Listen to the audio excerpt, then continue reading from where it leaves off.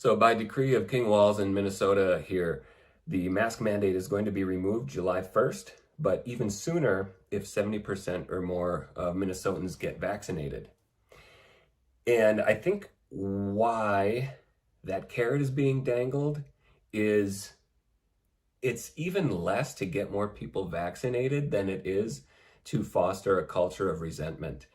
And there already is that. We see people that have had good relationships with one another their whole lives and always got along. And this person buys hook, line, and sinker into everything their television tells them. And this person's a little leery of the vaccination since it was rolled out quickly and argues that it hasn't been appropriately tested. There haven't been longitudinal studies.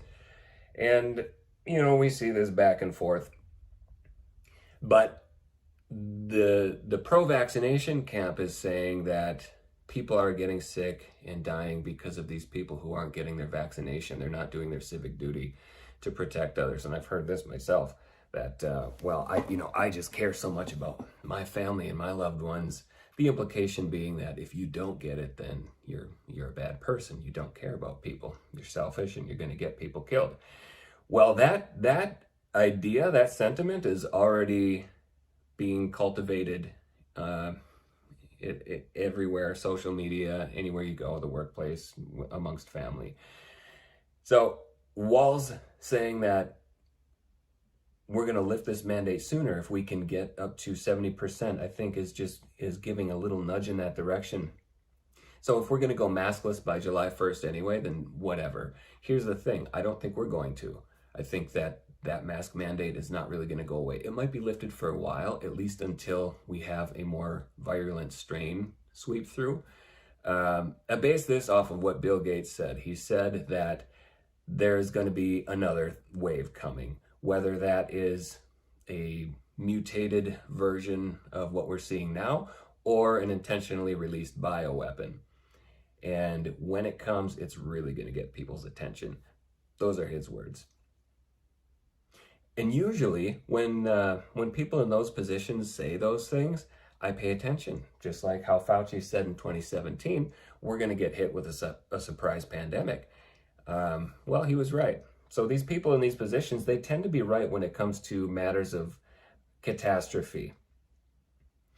So here's what's going to happen when that does come and people do start dropping like flies, because honestly, they haven't really been. In fact, the CDC just said recently that only 5% of the cases of COVID deaths were actually deaths specifically and directly from COVID. The other 95% were due to comorbidities. So we're not really seeing people drop like flies. You might know somebody who did with a comorbidity likely.